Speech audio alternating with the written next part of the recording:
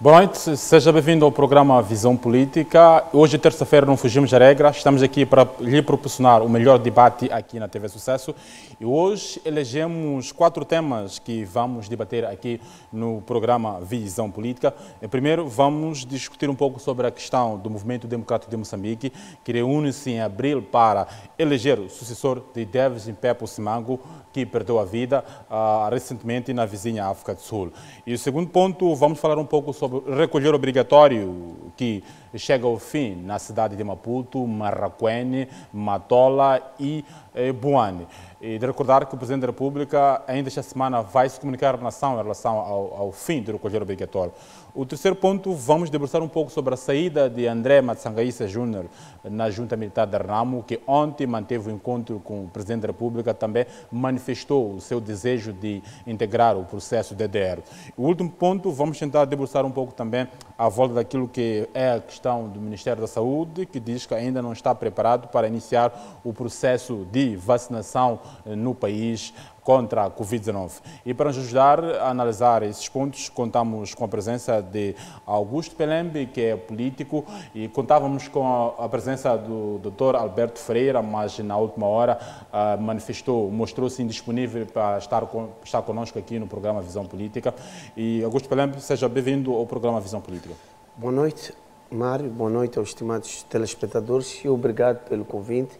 Também agradecer a Deus pelo dom da vida. Obrigado, Augusto Pelembe, pela sua presença, e nós vamos começar com o primeiro ponto em relação àquilo que é a questão do Movimento Democrático de Moçambique, mas só para destacar que o Albano Caris já é o presidente, é o sucessor de Davis Impépo Simango no Conselho Autárquico da Beira, vai fechar o ciclo governativo deixado por Davis Simango. Augusto Pelembe, começo consigo em relação a este ponto. Era muito importante que estivesse cá conosco para podermos debruçar um pouco a volta desses pontos que dizem respeito ao Movimento Democrático de Moçambique. Vamos começar com este ponto, a sucessão de Davis Simango no Conselho Autárquico da Beira. Albano Caris já foi apresentado hoje como sucessor de Davis Simango. Qual era de se esperar também que pudesse ser o Albano Caris, olhando para aquilo que são as normas, é o processo, a lei eleitoral, que preconiza que de facto tinha que se buscar um dos elementos que fazem parte, compõe a lista de Davis Simango. Neste caso ficou o Albano Caris, depois do José Domingos, que é secretário-geral também, igualmente, o deputado da Assembleia da República, ter renunciado do seu mandato. Bem, já era previsível, não é? Porque, segundo a lei eleitoral, os primeiros 5 da lista tinham que ser presidenciáveis. E o MDM e o próprio presidente, o falecido Davis Simango, ao colocar essas figuras como as primeiras pessoas da lista, o partido tinha Davis Simango como visão que essas pessoas tinham capacidade para o suceder em qualquer circunstâncias. Infelizmente, ele perdeu a vida, mas também poderia ser em circunstâncias de renúncia para dar espaço aos outros. Então, eu não vejo esta escolha como algo estranho, porque, segundo aquilo que eu tenho vivido e tenho conhecimento, Albano Caris, desde 2003, tem trabalhado junto com Davis Simango. Acredito e tenho convivido com ele, vejo uma maturidade suficiente para levar os ideais de Simango, a visão de Simango, aquilo que Simango projetou para a saúde da cidade da Beira. Eu vejo que ele está preparado para tornar a cidade da Beira, ou aliás, manter e tornar muito mais melhor daquilo que se vive hoje. Ou seja, são 17 anos que Davis Simango governou a cidade da Beira, são 17 anos que Albano Caris trabalha junto com Davis Simango. Mas também não podemos descurar ou esquecer que não era, apesar da capacidade, apesar da inteligência, apesar da coragem, da ousadia, da determinação de Davis Simango e tudo aquilo que fez, mas fez com com a força dos seus colaboradores. E um desses colaboradores é o próprio Albano Carris, mas tem vários outros. Eu quero citar, meu pai sempre dizia isso, que quando Samora Machel, nos anos passados, desembarcou no aeroporto da Beira, há uma expressão que me foge, que chegou a dizer que Beira é outro nível, eles têm um espírito diferente de revolução, de reclamar, de serem revoltados. O próprio Samora reconheceu essa atitude de revolta, de trabalhar, de não aceitar. Por isso que chega-se a dizer que Moçambique foi colonizado, mas o único lugar que não foi colonizado é Beira, por causa desse sentimento dos beirenses de determinação, de não aceitar a imposição de coisas inaceitáveis, que muitas das vezes as outras províncias aceitam e concordam sem questionar. Beirense, felizmente, tem essa capacidade de questionar. Por isso, acredito que haverá um bom trabalho por Albano Carris, porque ele tem consigo a mesma máquina administrativa que esteve ao lado de David Simão, mas também tem esse povo beirense que tem esse carinho pela sua cidade.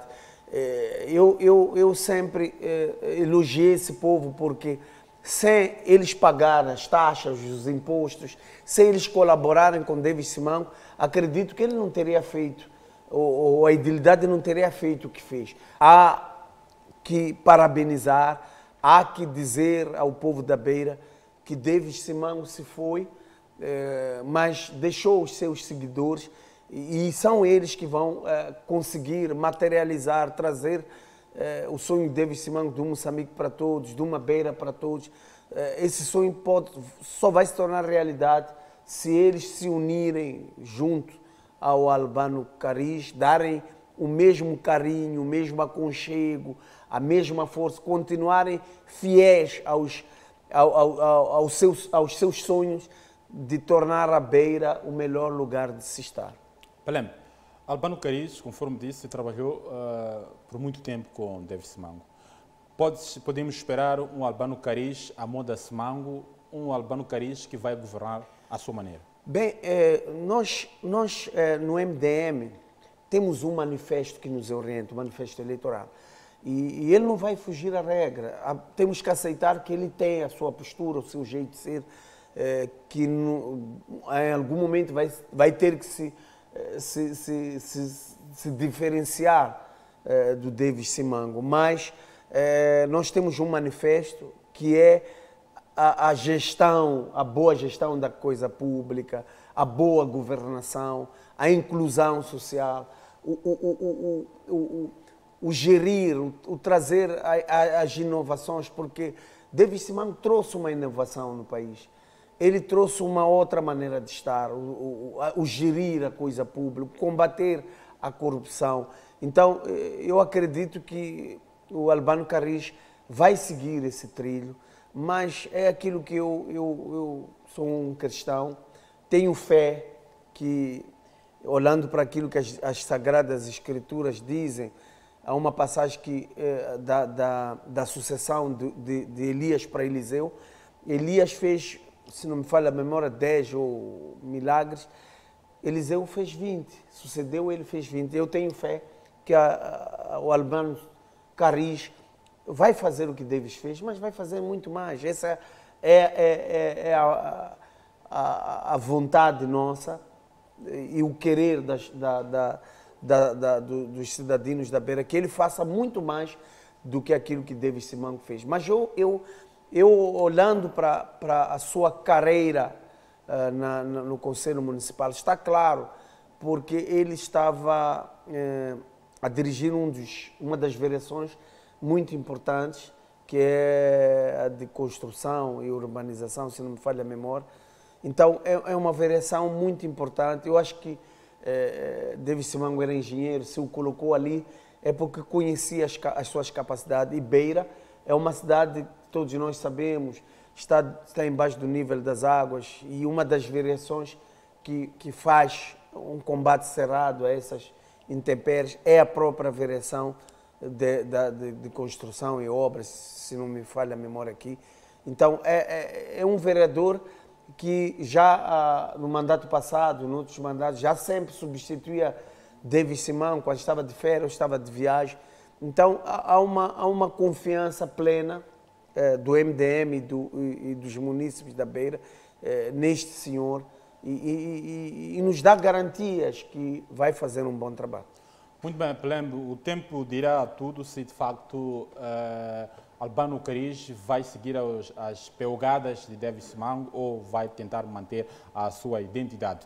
Mas para já vamos também discutir um pouco em relação à associação de David Simango no partido Movimento Democrático de Moçambique. Vai reunir-se em Conselho Nacional para discutir a realização do Congresso extraordinário no qual será escolhido o novo presidente do partido. Ainda não há data nem local definido em relação a este encontro, mas sabe-se que vai decorrer em abril. Esta decisão surgiu do último encontro ocorrido no sábado, após as cerimônias fúnebres de David Pepo Simango, que perdeu a vida recentemente na vizinha África do Sul.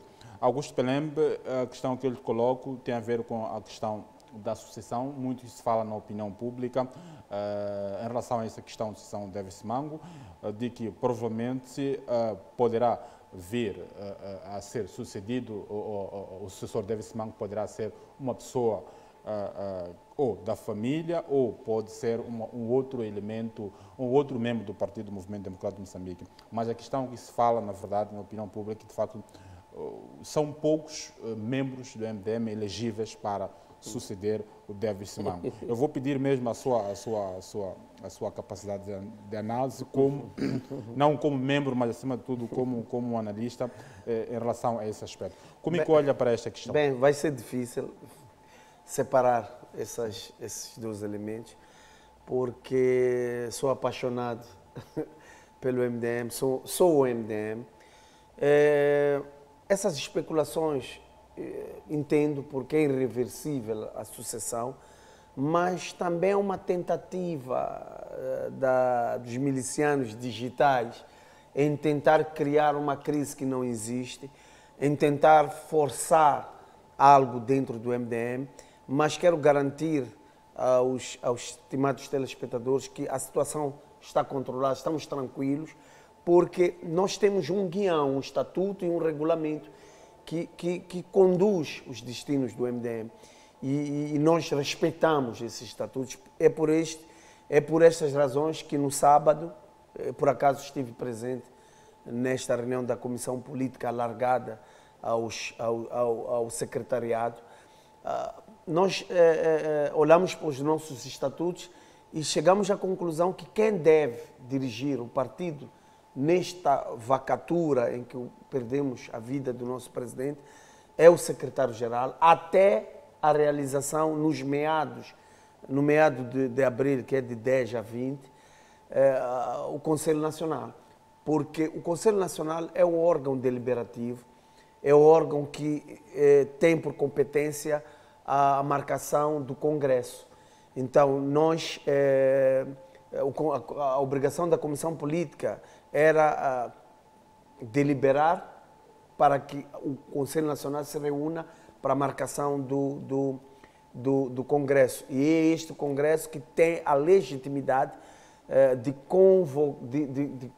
de organizar eleições para que se eleja o novo presidente do partido. Agora, são especulações, falácias, quando as pessoas colocam a família do David Simango, o A, o B e o C. Infelizmente, todos os membros do partido, segundo nossos estatutos, é importante que a pessoa pague as cotas, seja participativo, participe nas reuniões, tenha um cartão como membro, todos são elegíveis. Agora, essa falácia de que são poucos, eu acho que o MDM, nessa trajetória, desde 2009 para cá, já criou pés para andar, criou quadros, formou os seus próprios quadros. Temos aí o Albano Cariz, temos vários outros que, na minha opinião, tem capacidade para dirigir o partido. Ou seja, é nossa obrigação valorizar todos aqueles ensinamentos que David Simão o fez. Não somos poucos que convivemos com ele, que bebemos da sua experiência, da sua capacidade em trazer soluções, em fazer do limão uma limonada. Então nós conquistamos, ganhamos essa experiência e eu acredito que vai se eleger alguém com capacidade, com maturidade para fazer aquilo que Davis fez e muito mais, porque não queremos alguém apenas para fazer o que Davis Simão fez. Seria da nossa parte uma irresponsabilidade, porque o que Davis fez foi importante, mas precisamos de alguém que faça o que ele fez e muito mais, porque as sociedades são dinâmicas, não é? E precisamos crescer e fazer muito mais.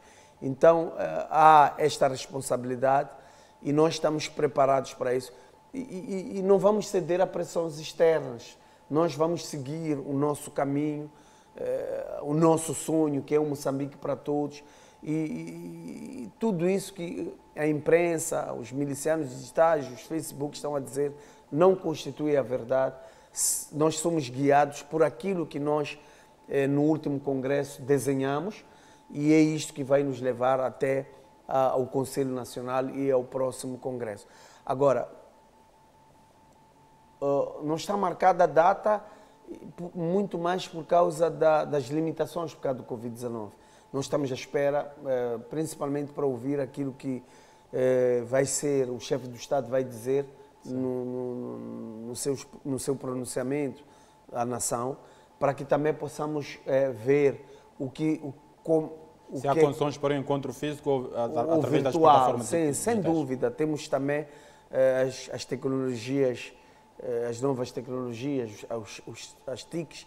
Então, eu acho que a não marcação da data final é mais para se observar e também criar condições financeiras e materiais para que esse evento seja na envergadura daquilo que é o movimento democrático de Moçambique. Muito bem, só para fechar este ponto, Augusto Pelembe, a história manda-nos dizer que as transições em relação ao poder, não sei, dos partidos, se olhamos um pouco para a história, olhamos para a transição, a morte de Eduardo Mondlane, também houve essa turbulência que nós assistimos. Se olharmos um pouco na Renamo, também houve essa turbulência com a morte de Afonso Dhlakama, que também que era um líder histórico naquele partido, também houve essa turbulência. O David Simão, queiramos ou não, para o MDM, era um líder histórico, porque é um cofundador daquela formação partidária e provavelmente também poderemos esperar muita coisa em relação a essa transição. Mas, Pelembe, há garantias que de alguma forma poderá haver uma transição pacífica no seio do partido, não? Até então eu digo que sim. Nós olhamos para os erros dos nossos adversários, olhamos para a história dos outros e nós colocamos dentro de nós que não vamos fazer de tudo para não cometer os mesmos erros dos outros. E isso acredito que está a nos ajudar a ter as devidas precauções para que não se cometam os mesmos erros. Mas é bom salientar que passamos por várias situações, as crises de crescimento. Isso trouxe uma maior maturidade para o próprio partido e eu acredito que neste momento, olhando para a nossa trajetória, estamos mais maduros do que era há 4, 5, 6 anos atrás. Os erros cometidos no passado não voltarão a se repetir, porque há um sentimento de honrar a memória de David Simão e é esta a vontade de honrar David Simão que nos une para que não possamos deixar cair esse seu esforço, esse seu sacrifício, esta sua visão. Então, acredito, os meus colegas, senti isso na reunião da Comissão Política alargada ao secretariado, senti isso nos munícipes da Beira, senti isso em todas as delegações políticas a nível nacional, uma união jamais vista em torno de um desafio de não deixarmos cair essa memória desse grande líder, o David Simango. Temos que lembrar que David Simango deixa um legado muito importante, porque se formos olhar, Mário, ele entra na vida política, consegue quebrar a bipartidarização em Moçambique sem usar as armas, ou seja, foi o primeiro a ganhar eleições como independente, que era um tabu em Moçambique, era coisa que nunca já havia passado na cabeça de ninguém, que um independente poderia conquistar o poder, vencer a Frelimo, vencer a Renamo. Mas David Simango conseguiu trazer essa nova forma de estar, ou seja, despertou aos moçambicanos que é possível aqui, com a intelectualidade, com coragem, com determinação, mudar o rumo da história de Moçambique. E esse senhor, David Simango, conseguiu quebrar essa hegemonia, conseguiu colocar a nível nacional, cimentar o MDM. O MDM hoje está instalado a nível nacional. Temos membros na Assembleia da República, temos uma bancada, temos bancadas nas Assembleias Provinciais, nas Assembleias Municipais. Então, ele deixou esse legado que nos une, nós como membros e simpatizantes do MDM, para fazer nunca cair esse sonho dele. Então, eu vejo o MDM, a nossa batalha, a nossa luta, não vamos deixar cair, vamos continuar firmes e acredito e tenho fé que a experiência que nós conquistamos hoje não vai permitir que possamos passar ou errar, ou trazer novos conflitos no partido. É normal a insatisfação de um e do outro, mas no final das contas vamos nos unir para valorizar os feitos e os ensinamentos de David Simango. Muito bem, Augusto Pelema, em relação àquilo que foram os feitos de David Simango e a questão do crescimento do movimento no mercado de Moçambique, vamos, porque na verdade, mais do que nunca, os membros do MDM precisam fazer de tudo para mostrar à sociedade que o partido pode caminhar sem David Simango, e um dos desafios do partido do movimento no mercado de Moçambique é aumentar, no mínimo, a questão dos deputados na Assembleia da República na próxima legislatura, porque o MDM baixou de uma forma significativa no concerto exatamente ao número dos deputados da Assembleia da República. E para já vamos para um segundo tema em relação àquilo que é o fim do recolher obrigatório no país. Estou a falar da cidade de Maputo, Maracuene, Boane e Matola. Esta semana o Presidente da República certamente vai se comunicar à nação e vai refletir sobre relação a este ponto de recolher obrigatório, se de facto vai manter este dispositivo, este decreto presidencial, ou vai cessar. Tudo vai depender das informações que o Presidente vai receber da Comissão da Comissão Técnico-Científica, que trabalha diretamente com o Presidente da República em relação à questão da Covid-19. Augusto Pelema, estamos mesmo a dias de findar o recolher obrigatório no país, que foi decretado pelo Presidente da República recentemente, ou exatamente no dia 5 de fevereiro. Qual a avaliação que faz desse recolher obrigatório que está a chegar ao fim? Bem, não tive acesso esses dias, a semana passada, porque estive envolvido nas cerimônias fúnebres de David Simango, mas tive acesso, acho que foi segunda-feira, dos números dos infectados. Acho que oscilava aqui em 600 a nível nacional. Não sei se baixamos ou estamos num nível preocupante, olhando para aquilo que foi o ano passado. As informações que nos chegam, por exemplo, a atualização diária é que parece que estamos a melhorar, concernendo aquilo, a redução dos números. Estamos a reduzir. Há uma redução, mas também não é aquela redução desejável. Se continuamos a manter entre os 500 e 600, ainda continuam algo preocupante.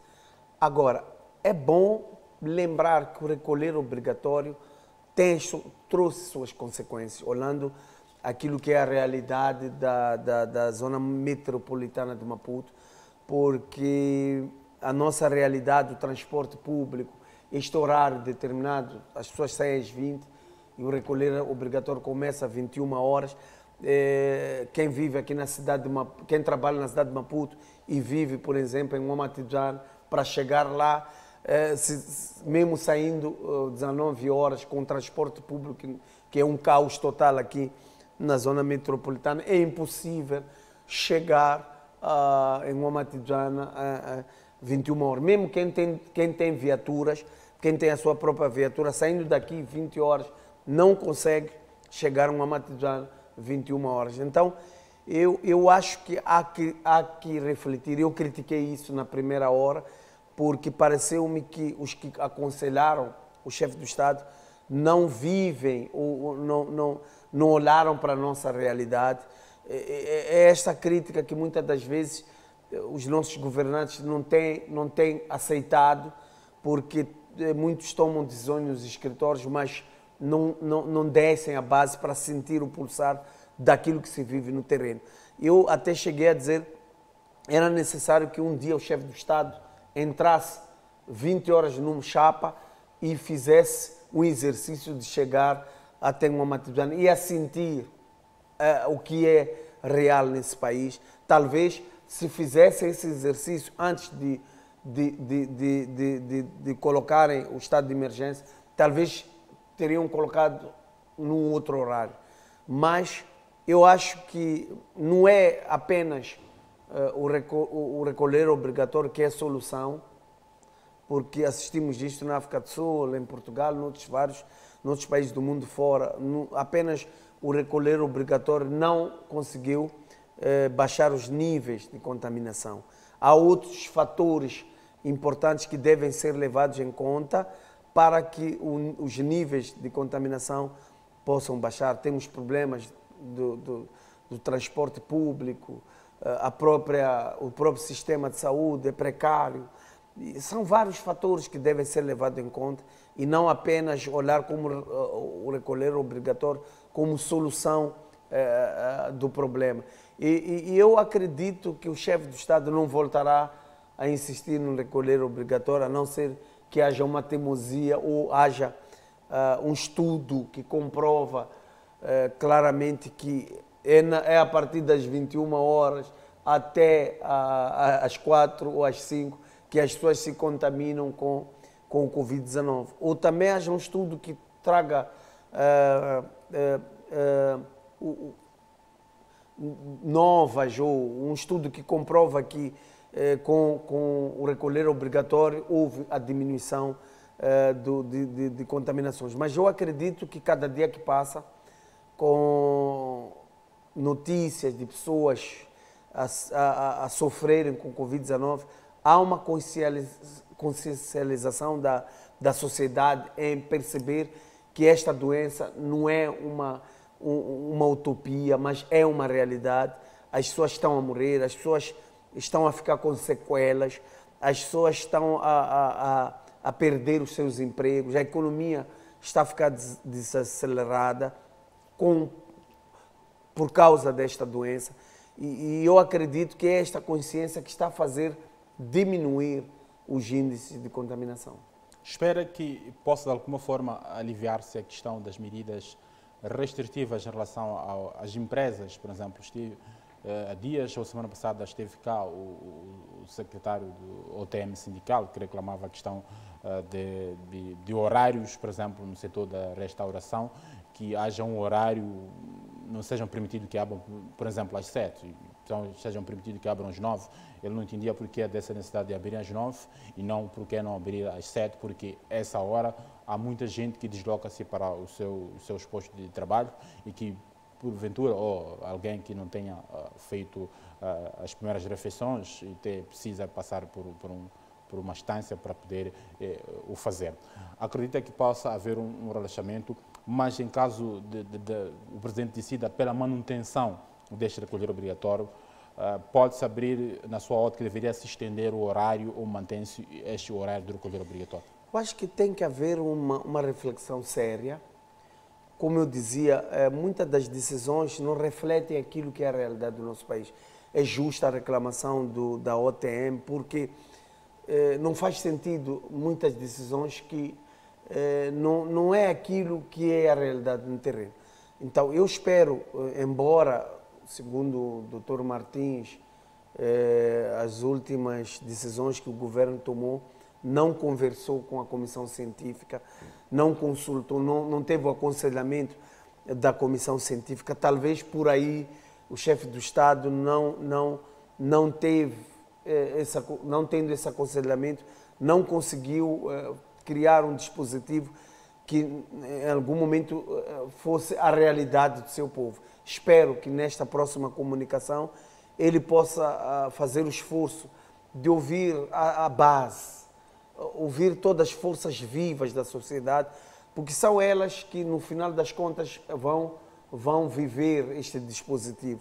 E é importante para que não haja rebeldias, porque quando as leis são pesadas, são desfasadas daquilo que é a realidade, há desobediência. E isso não é bom para um Estado que nem nosso, para essa nossa democracia que é nova, que precisa de ser respeitada. E para que haja respeito, é preciso que o nosso Estado crie leis, dispositivos legais que no final das contas possam estar adequadas à nossa realidade. Não podes criar uma lei que não está adequada à sua realidade, que as pessoas não vão cumprir. E é o que está a acontecer. As pessoas continuam a circular a altas horas porque assim as obrigações, ou a vida assim os obriga. As pessoas continuam a vender fora daquilo que é o normal, das horas estabelecidas pelo decreto, mas porque a demanda da vida assim obriga. Então, há uma necessidade de se criar esses dispositivos, mas também olhando para a nossa realidade. Só assim é que vamos conseguir juntar as coisas e não haver uma desobediência que fragiliza quem criou ou quem fez esse dispositivo legal. Apelem, só para fechar em relação a este ponto, no início deste recolher obrigatório, de alguma forma as autoridades, estou a falar das autoridades policiais, demonstraram alguma incapacidade ou falta de conhecimento para lidar com este decreto presidencial. Também é normal, é pela primeira vez a vivermos essa situação, e vimos a situação em que as pessoas eram aglomeradas nas esquadras, porque de alguma forma cometeram alguma ilegalidade e a polícia teve que atuar e levando o cidadão para a esquadra mais próxima. Olhando, o comandante-geral da polícia teve que de alguma forma intervir e reconheceu as irregularidades e disse que de alguma forma a polícia vai ser mais pacífica do que antes, e que apelou à polícia também a sensibilizar acima de tudo a população. Acredita que a polícia conseguiu assimilar aquilo que são os princípios que norteiam esse recolher obrigatório, que acima de tudo o objetivo é sensibilizar a população? Se está a circular fora da hora normal, a pessoa vai ser retida num determinado ponto e no dia seguinte pode regressar à sua casa. Bem, nós temos uma polícia que ficou viciada em extorsão. E isto vai ser uma luta muito grande. Tem que concordar e reconhecer que o comandante-geral, o atual, tem feito o esforço de devolver a dignidade da nossa polícia. Mas, de uns tempos para cá, a nossa polícia tem como ser polícia hoje uma oportunidade de um enriquecimento ilícito. Hoje a polícia, quando vê esses dispositivos que são criados para manter a ordem no país, eles veem como oportunidade de negócios. E isso fragiliza aquilo que é a essência da própria polícia, a sua gênese, que é proteger o cidadão. E a polícia tem que perceber aquilo que dizias, que a seu principal missão, antes de ir a outras vias, é chamar a atenção, é aconselhar, é colocar o cidadão, ter noção daquilo que é o dispositivo legal e o perigo que incorre. Agora, a nossa polícia, quando detém as pessoas que não respeitaram o recolher obrigatório, muitas das vezes olham mais para negócio. colocam as pessoas ali mais para extorsão. E como nós, no país, temos o governo despreza em grande escala o sistema da educação, o nosso povo, muitos não estão emancipados para terem a capacidade de interpretar os seus direitos e os seus deveres. A população é vítima de não conhecimento e facilmente são extorquidos, são humilhados para poderem soltar. Então, é este um dos graves problemas que acontece na nossa polícia. Hoje, és capaz de, pela manhã, receber chamada do teu primo, teu amigo, a dizer eu fui detido porque não respeitei o estado de emergência, estão a me exigir 10, estão a me exigir 15, estão a me exigir 5.000 meticais. Mas quando a família, os amigos têm conhecimento dos seus direitos e deveres, conseguem abortar este mal vindo da própria polícia. Mas, infelizmente, aqueles que não têm essa capacidade, o único objetivo é tirar o seu familiar das garras desses que não conseguem respeitar aquilo que é a integridade pública, enverdam pela extorsão, mas olhando para aquilo que foi no passado, no começo do Covid-19 até então, eu acho que há uma melhoria significante, a polícia está a tomar consciência, mas também reconhecer que o cidadão também está a ganhar consciência, a responsabilidade, o conhecer dos seus direitos e deveres, isso também em algum momento tende a baixar os níveis de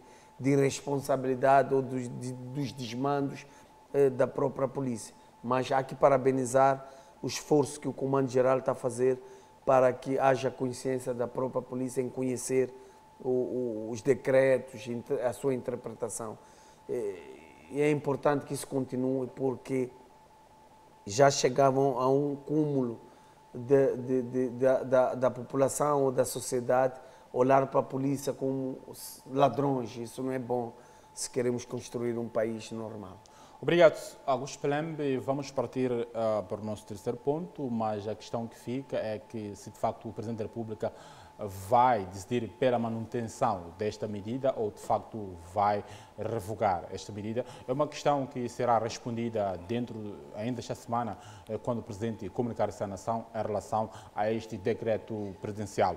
E para já vamos analisar o nosso terceiro ponto em relação àquilo que é o Ministério da Saúde, diz que ainda não está preparado para iniciar com o processo da vacinação. A vacina chegou recentemente à cidade de Maputo, a mesma foi oferecida pelo governo chinês e neste momento as informações que nos chegam é que as vacinas já foram distribuídas em todas as províncias do país para, assim, aguardando pelo início da vacinação para os profissionais de saúde que estão na linha da frente da Covid-19.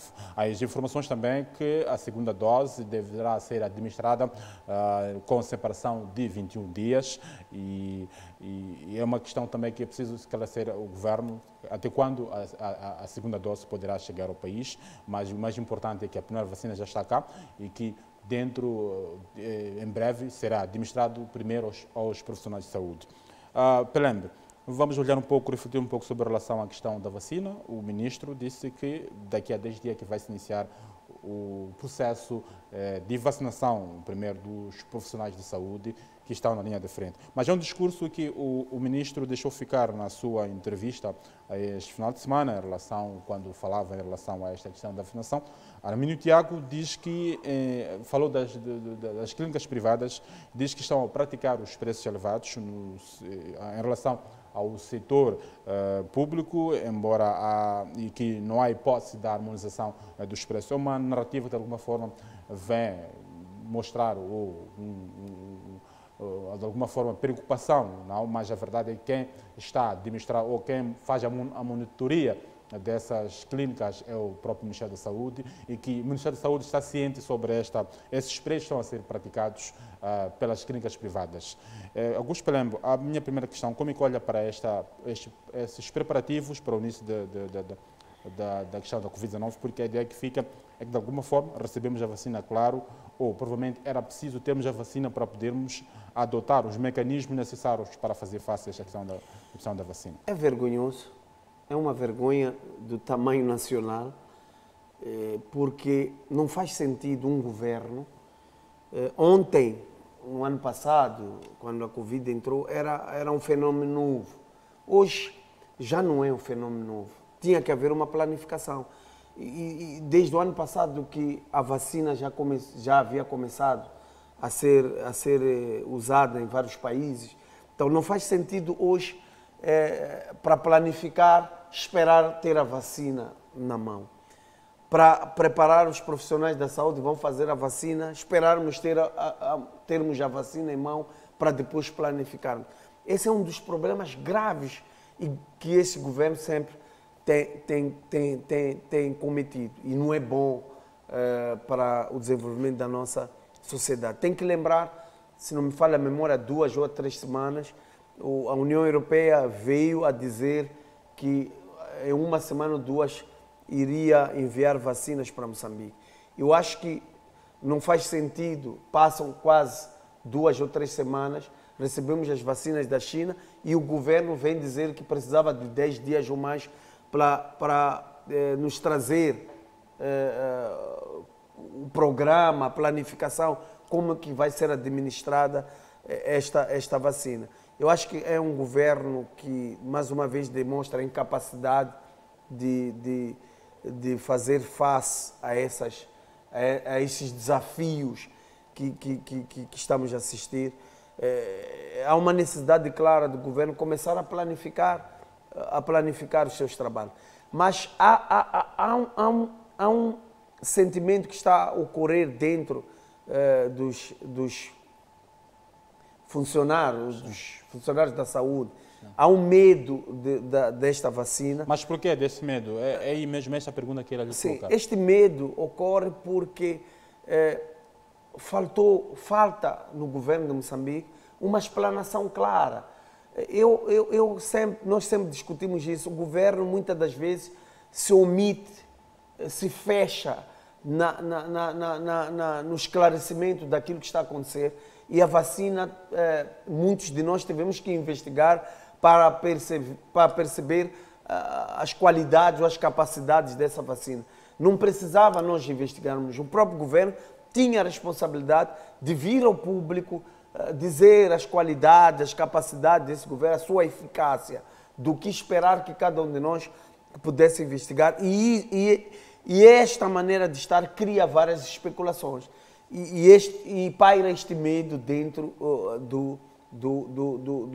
dos profissionais da saúde. Muitos estão a negar ser os primeiros a serem vacinados. Agora, tivemos um exemplo da África do Sul, Cyril Ramaphosa, de Portugal, o Marcelo Rebelo de Sousa, outros vários países, que os próprios presidentes foram os primeiros a receberem a vacina.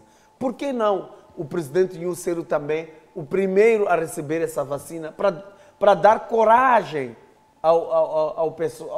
aos profissionais da saúde? Por que não o primeiro-ministro, o próprio ministro da Saúde, os deputados,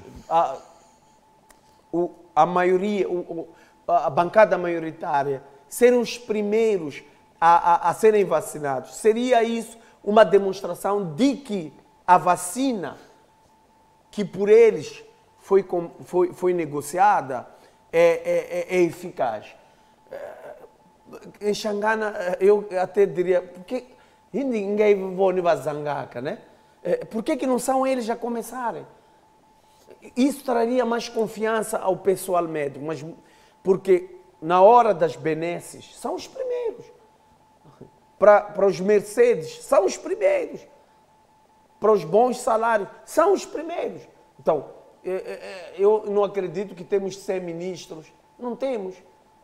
Eu não acredito que temos 100 e tal deputados da bancada maioritária que aprovarão as dívidas ocultas, que aprovam as benesses, as regalias. Então, eu acho que temos 200 mil vacinas, tirando 300, 200 para serem eles os primeiros a nos dar um exemplo de que a vacina que eles trouxeram da China é eficaz. Seria bom que o chefe do Estado, se ele está me assistir, os deputados da Assembleia da República, os ministros, fossem os primeiros a serem vacinados para dar garantia que esta vacina é eficaz. Muito bem, Pelembe, aqui abre-se uma outra janela em questão em relação a outros países podermos fornecer a vacina. Também a Índia, salvo mero, prometeu enviar-nos a vacina, mesmo não sendo especialista em saúde pública, mas a questão que eu quero lhe colocar, como que vamos administrar esta questão da vacina? Se aparece amanhã a Índia nos dar uma vacina e depois de amanhã aparece, vamos lá, uma ideia hipotética, aparece Portugal e vai também nos atribuir uma vacina, como que vamos administrar essas mesmas vacinas? Podemos ter, no caso, três tipos diferentes das vacinas. Olhando para o que está acontecendo nas Europa e em outros países do mundo fora, o importante é a eficácia da vacina. Okay. O que importa é a eficácia. Embora nós, como um país do terceiro mundo, pobre não zanga, não é? Quando te dá um cavalo, pode não ter dentro, o importante é o cavalo, não é? Mas eu olho mais para a eficácia da vacina. Se conseguirmos comprovar que a vacina é eficaz, vai resolver o problema, embora não 100%, mas vai minimizar os efeitos da Covid-19, a propagação dessa doença. Isto é que é mais importante. Agora, se é aspirina da Índia, é aspirina de Portugal, é aspirina de Venezuela, isso não importa. Para mim, o importante é a própria eficácia da vacina. Mas, reitero, antes das vacinas chegarem à população, os nossos dirigentes têm que ser os primeiros, porque fazendo assim, vão dar a credibilidade da eficácia dessa vacina. Mas se assim não o fizerem, vão continuar a criar a abertura para que haja várias especulações. Pelembe, talvez para fechar este ponto em relação à questão da vacinação no país, o ministro Armindo Tiago, conforme eu disse, reconhece que os hospitais ou as clínicas privadas estão a praticar preços elevados comparado com o setor público e que diz que de alguma forma é possível haver harmonização. Este foi um discurso do ministro, mas também não explicou de uma forma detalhada porque essas clínicas também praticam esses preços elevados. Como é que olha para esse discurso do ministro? Não se sabe até que ponto, qual era o objetivo desta colocação, porque quem faz a monitoria das clínicas, quem atribui licença, o Ministério da Saúde tem conhecimento sobre a licença de todas as clínicas, os preços que praticam, e isso todos nós sabemos. Mas hoje o ministro aparece com essa narrativa. Como que avalia esta colocação do Ministro da Saúde? É falacioso, porque as clínicas, como dizias, o Ministério da Saúde é o árbitro, é quem monitora as clínicas privadas, os hospitais públicos. Então, não deveria vir da boca do Ministro da Saúde essa reclamação. Essa reclamação já é feita já há anos pelos moçambicanos que têm vivido essa situação. Tens que entender que hoje tu vais ao hospital público, não tem medicação, és obrigado a ir na farmácia do hospital, não tem essa medicação, e até eles te indicam onde é que tem essa medicação nas farmácias privadas. Hoje, vais ao hospital público, não pode ser operado porque não tem condições, mas o mesmo médico que opera ali é o mesmo que opera no hospital privado. Ou seja, são eles, às vezes, que te aconselham. Se queres a solução, vai naquela clínica A ou naquela clínica B, tem solução para o seu problema. Ou seja, a saúde hoje em Moçambique virou um negócio. E talvez o ministro Tiago era um desabafo, eu reconheço, é um profissional, nota 10, mas talvez é um desabafo, porque olhando para a sua figura e a sua trajetória, porque hoje é um político, apesar de ser um profissional médico da saúde, ele hoje é um político. A maioria das clínicas, os donos são eles mesmos. Os donos das maiores clínicas aqui em Moçambique são do regime, são do sistema. E talvez ele está a desabafar porque não está a ter espaço para poder impor aquilo que é o seu pensamento, a realidade do país. Então, como forma de desabafo, ele encontrou em colocar essa colocação. Porque quem os donos das clínicas são eles. Se você entrar nas clínicas, quem são os sócios, os donos, são as pessoas do Partido Frelimo. E sendo ele um novo na vida política, talvez não consiga impor. Nós sabemos hoje que muitas das vezes os jovens políticos, quando tomam decisões radicais, aonde essa decisão recai, muitas das vezes liga para o seu padrinho, que politicamente ou dentro da sua organização política é mais importante do que aquele ministro, e ele é obrigado a recuar nas suas decisões. Assistimos isso, muitas das vezes os filhos de nossos dirigentes cometem indisciplina e irregularidade nas estradas, são multados pelo polícia, e ele pega o telefone, liga para o seu pai, para o seu padrinho, para o seu amigo, e em 2 minutos a polícia recebe um retorno a dizer, deixa esse jovem ir. São essas situações que nós vivemos todos os dias, mas que não abonam para a credibilidade das instituições públicas no país. Acredito que era uma forma de desabafo, porque, na verdade, o que ele disse está a acontecer. Veja só que as clínicas, para um teste do PCR, do Covid-19, cobram 5.900, que não é, olhando para a nossa realidade, um funcionário público, quanto é que ganha. A título de exemplo, eu fiz o teste de Covid-19 no dia 27 de janeiro, o resultado só saiu a 12 de fevereiro, depois de eu ter ido fazer um teste que comprovou na clínica privada. Veja essas situações. E ter feito todo o tratamento, eu já estava bem. Quando o Estado moçambicano me trouxe o resultado, eu já estava 100% livre da doença. Então, são esses problemas que nós vivemos, que infelizmente só as políticas acertadas, um governo sério é que pode minimizar esse sofrimento que o povo é sujeito a viver. Muito bem, Augusto Pelembe, nós vamos partir para o nosso último tema. Vamos falar um pouco sobre André Matsangaissa Júnior, que abandonou a junta militar da Renamo, tornando-se mais um dissidente do grupo. O Presidente da República manteve encontro esta segunda-feira com André Matsangaissa Júnior e outras figuras envolvidas no processo negocial que culminou com a desistência desse jovem. De recordar que André Matsangaissa Júnior junta-se ao João Machava e Paulo Felipe Guirande, que também abandonaram o movimento que, liderado por Mariano Nhongo. João Machava disse que, na verdade, o Mariano Nhongo está a subverter aqueles são os princípios que nortearam a criação da junta militar. Já Paulo Guirande diz que estava cansado de pegar a arma, precisava de voltar ao convívio familiar. E André Matsangaissa diz que, na verdade, quer a paz e, sendo assim, havia necessidade de se juntar-se ao processo DDE. Augusto Pelembe, volto para si em relação a esta questão de André Matsangaissa Júnior. Há muitas narrativas que estão-se a construir à volta da saída dessas pessoas. Aqui fica uma ideia de que, na verdade, o Mariano Nhongo está a ficar cada vez mais isolado. Bem, primeiro temos que olhar uma das bandeiras do falecido presidente Davis Simango, que defendia o diálogo.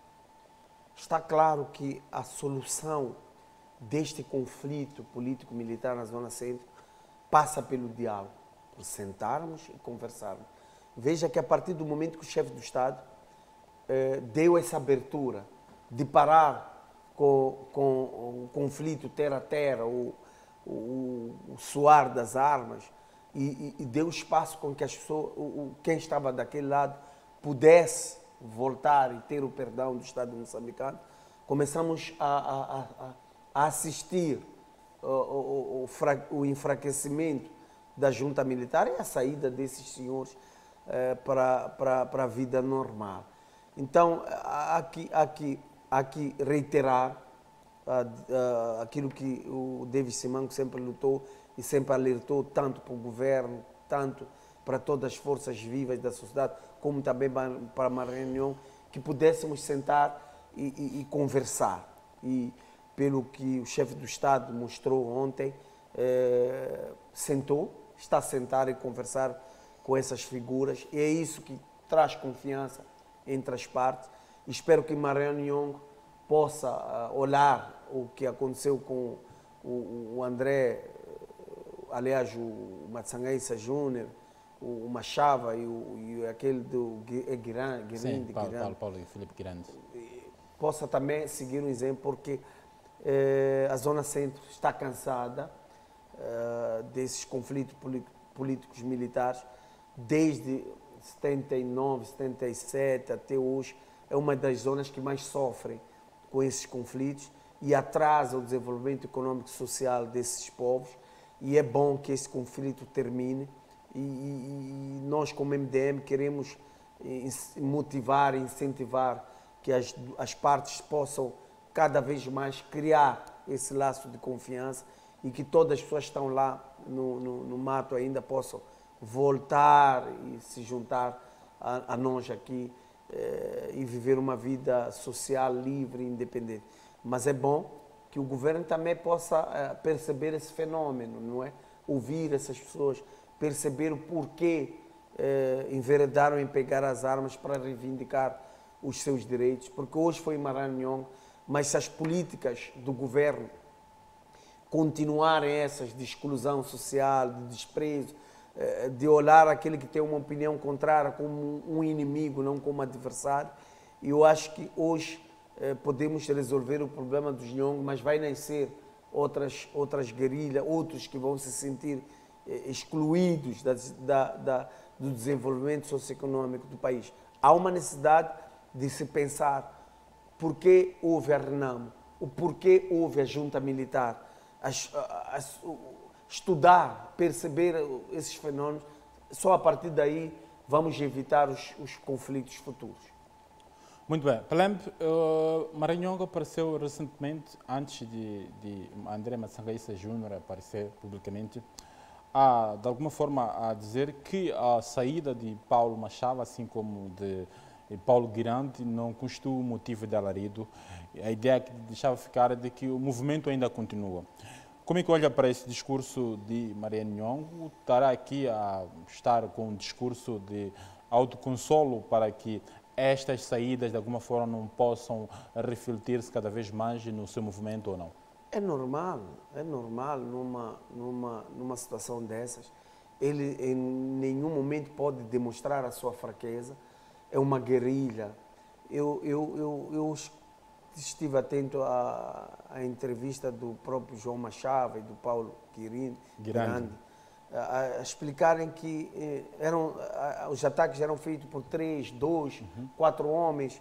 Então, só perceber essa colocação que eles fazem, dá para perceber que não podemos apenas pensar que a guerrilha está enfraquecida, porque podemos estar aqui a subestimar alguém que está a se fortalecer e poder futuramente criar grandes estragos para a Zona Centro e, quiçá, para o país inteiro. O que eu tenho um pensamento, uma convicção de que só o diálogo pode resolver.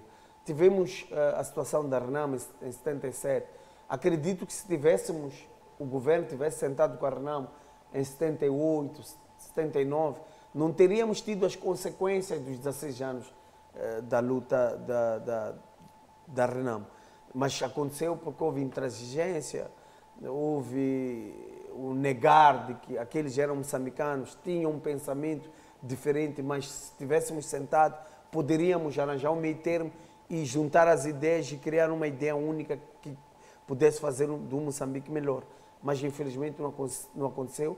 Atrasamos o país, destruiu-se várias infraestruturas, escolas, empresas, muitas infraestruturas perderam-se por causa deste conflito. Hoje, se voltarmos a falar, vamos ter que conviver com as mesmas consequências. Espero que o Presidente da República, o Governo do dia, os seus conselheiros, possam estar atentos a este fenômeno, possam sentar com o Maranhão, não subestimá-lo, não pensar que porque o Matsangaíça, o Machava, o Guirande se entregaram, é o fim da junta militar, devem abrir champanhes. Não, devem olhar com seriedade e conversar. Ainda bem que o enviado do secretário-geral das Nações Unidas está a evitar esforço para penetrar e conversar com a junta militar. Isso já é bom. Espero que haja boas notícias no futuro, haja solução definitiva deste problema.